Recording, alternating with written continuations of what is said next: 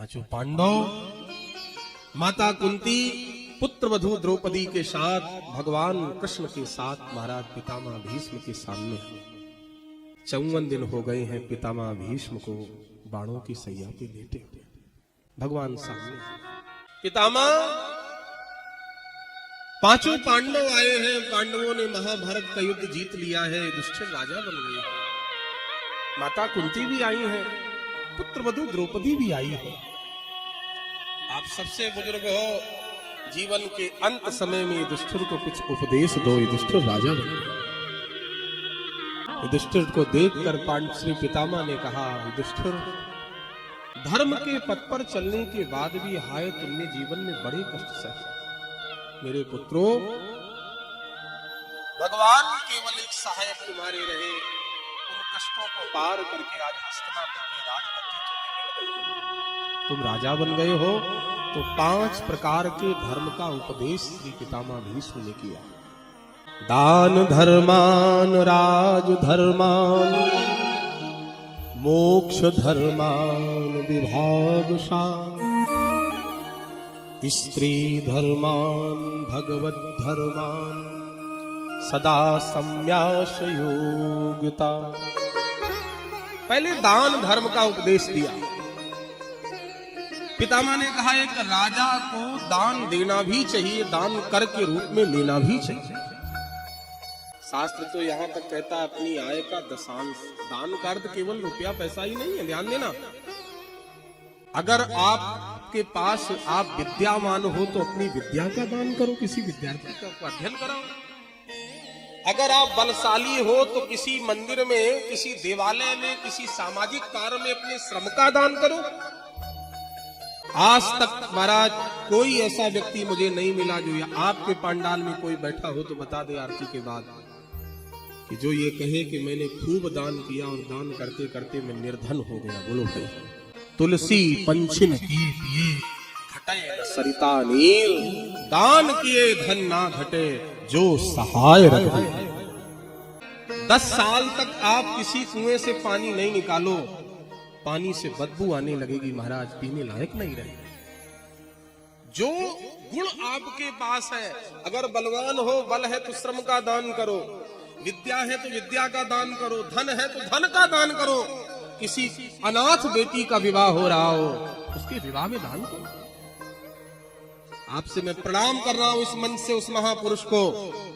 एक अनाथ बेटी का विवाह एक अश्वमेध यज्ञ के बराबर होता है। पूज्यपाद बागेश्वर वाले महाराज जी वर्ष में 278 बेटियों का विवाह करते, कितना बड़ा पुण्य उन महापुरुष को मिलता है।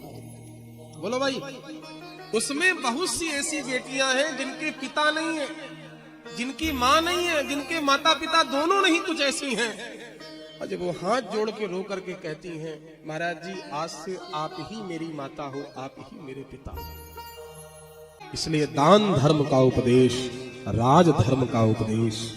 एक राजा के लिए संपूर्ण प्रजा ही पुत्रवत होती है। इसलिए बेटा तुम राजा बन गए हो, प्रजा को पुत्र की तरह पालना।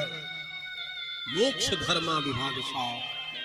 धर्म की जब व्याख्या कर रहे थे पितामह तो द्रौपदी को हंसी आ गई। पितामह ने देख लिया द्रौपदी को हंसते हुए। बहू रानी, कुलवंती स्त्रियां अनायास हंसती नहीं है, तुम्हारी हंसी का कारण क्या है?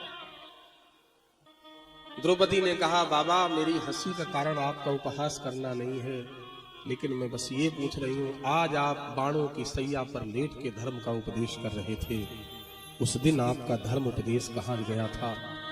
जिस दिन हस्तिनापुर की राज्यसभा में मेरी साड़ी उतारी जा रही थी, पितामह कहाँ गया था?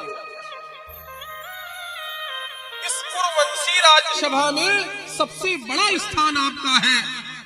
आप अगर कह देते दुर्योधन दुशासन शांत हो जाते, लेकिन आप मौन रहे।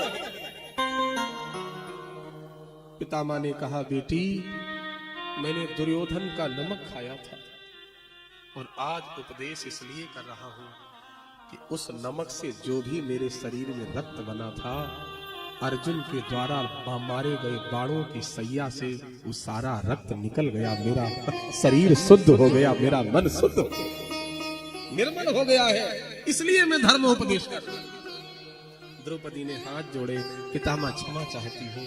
आहा, पितामह ने कहा कोई मुझसे बात ना करे, मैं 5 मिनट केवल गोविंद से बात करूंगा। और श्रीमद् भागवत की भीष्म स्तुति ध्यान से सुनना, और श्री रामचरितमानस के दशरथ मरण की एक चौपाई। इस मंच से मैं कह रहा हूं, आदरणीय वृद्धजन बैठे हैं, कोई भी व्यक्ति शाम के समय घी का दीपक जला के भीष्म स्तुति का पाठ करे, तो जैसे अंत में भीष्म के सामने भगवान आए, अगर मन लगा के भगवान के चरणों में वो प्रतिदिन पाठ करे, सदाचारी जीवन जिए, तो अंत समय भगवान उसको लेने आएंगे। ये श्रीमद् भागवत में